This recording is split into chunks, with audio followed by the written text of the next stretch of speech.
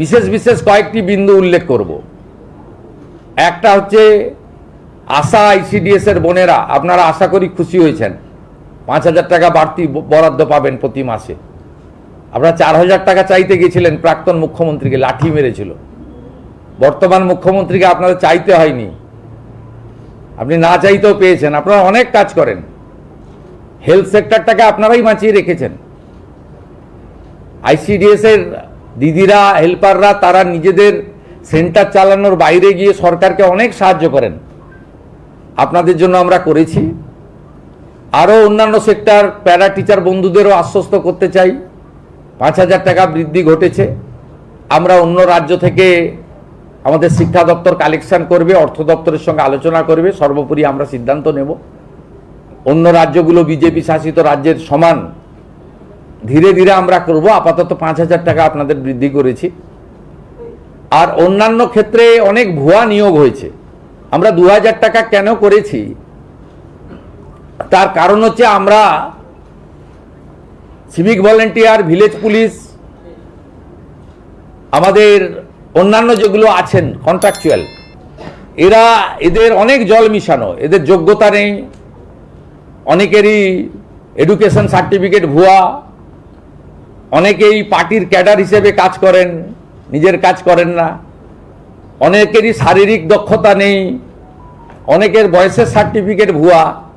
আপনাদের আপাতত 2,000 টাকা দিয়েছি, কিন্তু একটু ঝাড়াই বাছাই হবে। এটা এখন থেকে মেন্টাল প্রস্তুতি রাখতে পারেন। ছাঁটাই হবে না, কিন্তু ঝাড়াই বাছাই হবে, এটা একটা মাথায় রাখতে পারেন। তারপরে সঠিক লোককে সঠিক দেব। এতদিন এনভিএফ এবং হোমগার্ডরা বঞ্চিত হয়েছে আগের সরকার থেকে, মাত্র 12,000 টাকা করে বেতন দেয় তাদের। আমরা তাদেরকেও 2,000 টাকা করে বৃদ্ধি করেছি। তাদের জন্য আমরা রিটায়ারমেন্টের পরেও পলিসি ভাবছি পরবর্তী সময়ে। তারা সত্যিকারে খুব অবহেলিত, বঞ্চিত অবস্থায় ছিলেন। উল্লেখযোগ্য কয়েকটি বিষয় রয়েছে যা জনগণের ক্ষেত্রে অত্যন্ত প্রভাব ফেলবে। এই সরকার ঠিক করেছে সব ICDS sector, primary, upper primary এবং হাই স্কুলে একদম পাইলট প্রজেক্টের অন্তর্গত electric connection all,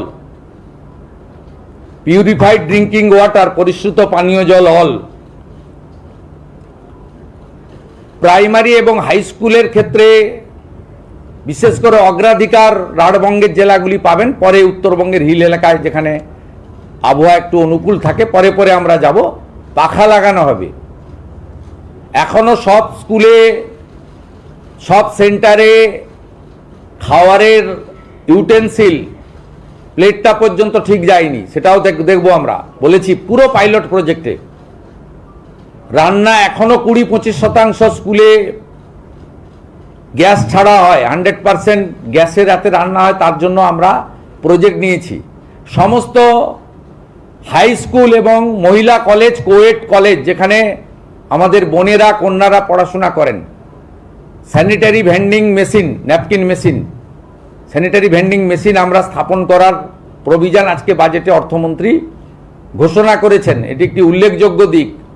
mid day মিলের বরাদ্দ 6.5 টাকা ছিল, আমরা আজকে 10 টাকা করে দিয়েছি, একটু ভালো খাবার পাবেন। আরেকটা উল্লেখযোগ্য দিক আপনাদের হয়তো আলোচনায় আসবে না, যেটা পুণ্যের কাজ করেছে অর্থমন্ত্রী আজকে, সেটা হলো 56 টাকায় 3 বেলা খাবার দেওয়া হতো হসপিটালে। আমি পিজিতে ভিজিটে গেছিলাম, পিজির ডাক্তাররাই আমাকে বলছে দুপুরেও কুমড়ো, সন্ধ্যাবেলাও কুমড়ো। আমি জানতে চাইলাম কেন? গর্ব করে বলতেন আগের মুখ্যমন্ত্রী, এটা দেখি সোনার হসপিটাল। বললো কি করবে ঠিকাদাররা, সাপ্লাইয়াররা? 56 টাকা, 56 টাকা 44 পয়সা মনে হয়। তা এই টাকায় কি হবে? আমি বললাম কত টাকা দিলে হবে? না 104 টাকায় মোটামুটি 3 বেলা হবে। আমি স্বপনদাকে অনুরোধ করলাম যে 104 নয়, 110 করে দিন, একটু রুগীরা ভালো খাওয়ার পাক। আমরা 110 টাকা করে দিয়েছি। হসপিটালে কোনো নেতা, মন্ত্রী, এমএলএ, কোনো শিল্পপতি, কোনো কোটিপতি লোকের, কোনো মিডিয়া চ্যানেলের এডিটর, ডেপুটি এডিটরের বাড়ির লোকেরা যায় না, তারা প্রাইভেটে যায়। অত্যন্ত গরিব মানুষগুলোকে ওইখানে যেতে হয়।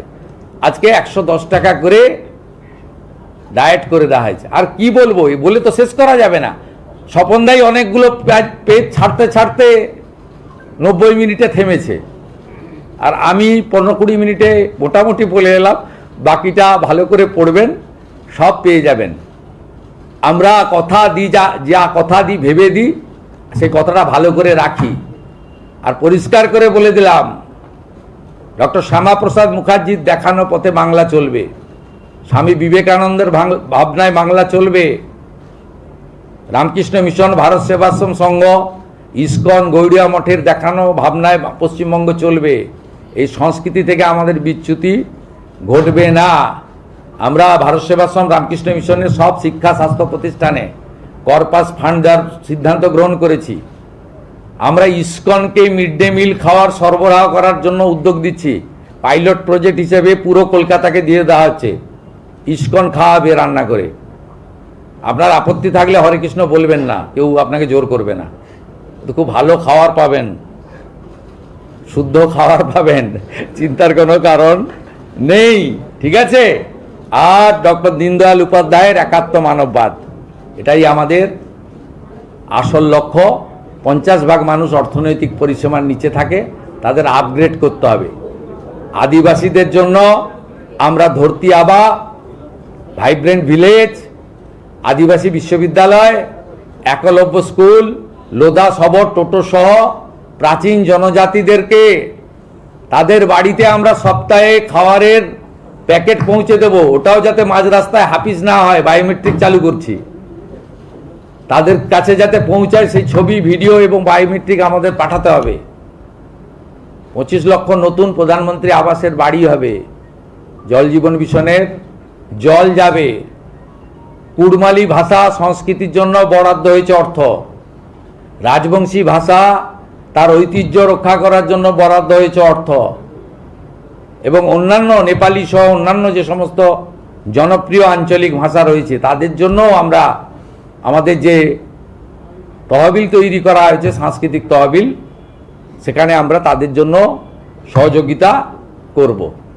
পাহাড়ও হাসছে, তরাই ডুয়ার্সের কথাও আছে, দীঘা মন্দারমণিকে সাজানোর কথাও আছে, সুন্দরবনকে বাঁচানোর কথাও আছে, পুরুলিয়া সুন্দরবনে 2টো সুপার স্পেশালিটি হসপিটালের কথাও আছে, উত্তরবঙ্গে এইমস, IIM, IITর কথা উল্লেখ করা হয়েছে। বলে আর শেষ করা যাবে না। সময় দিন, সাহায্য করুন, সহযোগিতা করুন। আর সোশ্যাল মিডিয়াতে যত সমালোচনা করবেন তত কাজের গতি বাড়বে। এটুকুই বলে আজকের বাজেটকে মুখ্যমন্ত্রী হিসেবে স্বাগত জানিয়ে মাননীয় অর্থপূর্ণমন্ত্রী, অর্থ রাষ্ট্রমন্ত্রী সহ প্রধান সচিব সহ অর্থ বিভাগ যেভাবে এই অল্প দিনের মধ্যে একটি ইনক্লুসিভ বাজেট, বহুমুখী উদ্দেশ্যযুক্ত এবং অর্থনীতিকে সুন্দরভাবে গাঢ় করে, অতিরিক্ত ঋণ নেওয়ার কথাও বলা নেই,